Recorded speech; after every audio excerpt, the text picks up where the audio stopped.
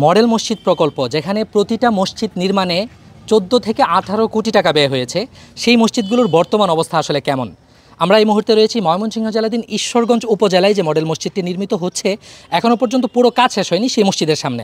এই পাশে মসজিদের যে দেয়ালগুলো তৈরি হয়েছে, এই দেয়ালগুলো আসলে পরিষ্কার করার জন্য অন্তত এই যে কমপ্লেক্স সম্পর্কে আপনারা যারা জানেন যে এই মসজিদটা আসলে একটা শুধু মসজিদ না, এটা একটা সাংস্কৃতিক কেন্দ্র। এখানে প্রচুর পরিমাণে রুম রয়েছে, আলাদা আলাদা অডিটোরিয়াম রয়েছে, আরও নানা কিছু রয়েছে। এগুলো পরিষ্কারের জন্য অন্তত 15 থেকে 20 জন মানুষ দরকার বা জনবল দরকার, যেটা একেবারেই নেই। আমি যে মসজিদে এই মুহূর্তে রয়েছে, এই মসজিদে মাত্র একজন খাদেম রয়েছে, যার পক্ষে এটা কখনোই সম্ভব না। আমরা যদি একটু দেয়ালগুলোকে দেখাই, একটু কাছ থেকে দেখাচ্ছি, তো এটা হলো মডেল মসজিদের দেয়াল, যেখানে আসলে আমাদের চোখ আটকে যাওয়ার কথা সৌন্দর্যের কারণে, সেখানে ময়লায় আমাদের চোখ আটকে যাচ্ছে। আমরা একটু দেখাচ্ছি এই পাশটা, এখনও পর্যন্ত এই পাশে যে রডগুলো রয়েছে সেগুলো একেবারে অনিরাপদ অবস্থায় রয়েছে। ঈশ্বরগঞ্জ সেই লেখাটা কিন্তু ইতিমধ্যেই, এখনও পর্যন্ত পুরো মসজিদ কমপ্লেক্স চালু হয়নি, ইতিমধ্যেই সেগুলো খসে পড়েছে। সেগুলো সাংস্কৃতিক কেন্দ্র এটার যে লেখাটা সেটা কিন্তু খসে পড়েছে, এবং মসজিদের যে দেয়ালগুলো এগুলো ইতিমধ্যেই জং ধরে একেবারে বিশ্রী অবস্থা হয়ে রয়েছে। আপনি যদি ভিতরে যান দেখবেন যে মসজিদের অনেক দেয়ালে অলরেডি ফাটল, এমনকি মসজিদের যে গম্বুজ, সেই গম্বুজের মধ্যেও ফাটল দেখা দিয়েছে, যেটা ঢালাই হওয়ার কথা সেই ঢালাইয়ের মধ্যেই ফাটল।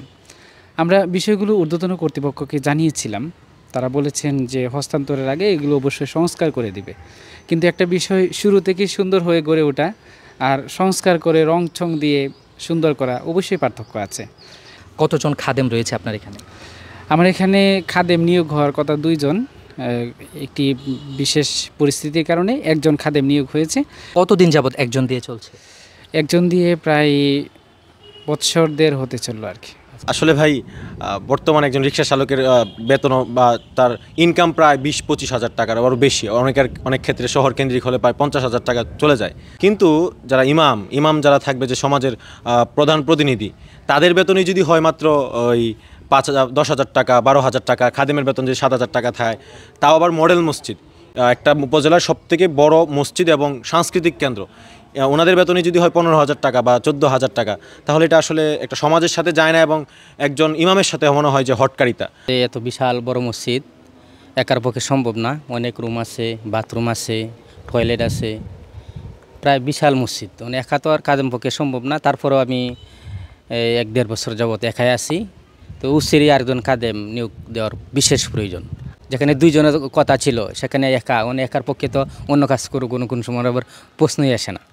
এটি সারাদিন কাজ করে শেষ করতে পারি না। আমি কাদেম হিসাবে 7,500 টাকা পাই, এটা নিয়ে তো আর আমার সংসার চলে না, সারাদিন এখানে থাকতে হয়। 3 পাশে 3টি মসজিদ থাকার কারণে আমাদের এই মসজিদে মুসল্লির সংখ্যাটা খুবই কম হচ্ছে।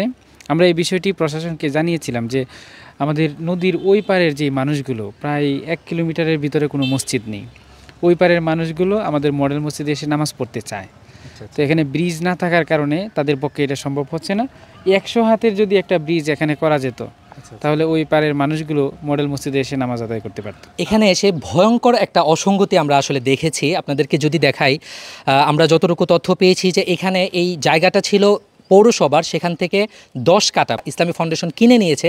তো সেই জায়গার উপরে যখন মসজিদ প্রায় 1 তলা নির্মিত হয়েছে, তারপরে সেই জায়গায়, অর্থাৎ যে জায়গাটা মসজিদের জায়গা ইসলামী ফাউন্ডেশন কিনে নিয়েছে, সেই জায়গায় এমন একটা স্মৃতিস্তম্ভ কিন্তু স্থাপিত হয়েছে, এবং অদ্ভুতভাবে সেই স্মৃতিস্তম্ভের যে বাউন্ডারি পিলার, সেটা কিন্তু মসজিদের এখন যে মূল বাউন্ডারি সেটার ভিতরে এসে পড়েছে, যার জন্য আসলে পানি নিষ্কাশন যে ব্যবস্থা সেটা কিন্তু ব্যাহত হচ্ছে।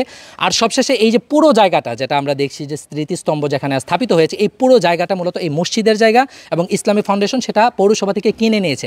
এমন শত শত অসঙ্গতি কিন্তু এই জায়গাগুলোতে রয়েছে। এখানেও আমি যেখানে দাঁড়িয়ে রয়েছি, আপনারা যদি দেখেন যে ইতিমধ্যেই মসজিদের কাজ এখনও পুরোপুরি শেষ হয়নি, ইতিমধ্যেই কিন্তু এখান থেকে আস্তর খসে পড়ছে। তো এই ধরনের হাজারো অসঙ্গতি কিন্তু এই মসজিদগুলোতে রয়েছে, বা 18-19 কোটি টাকা ব্যয় নির্মিত এই মসজিদের সৌন্দর্য আসলে কতদিন টিকে থাকবে, সেটাই কিন্তু এখন প্রশ্ন সাপেক্ষ বিষয় হয়ে দাঁড়িয়েছে। ময়মনসিংহ জেলাধীন ঈশ্বরগঞ্জ উপজেলা মডেল মসজিদের সামনে থেকে মাহমুদ আবদুল্লাহ, MBA টাইমস।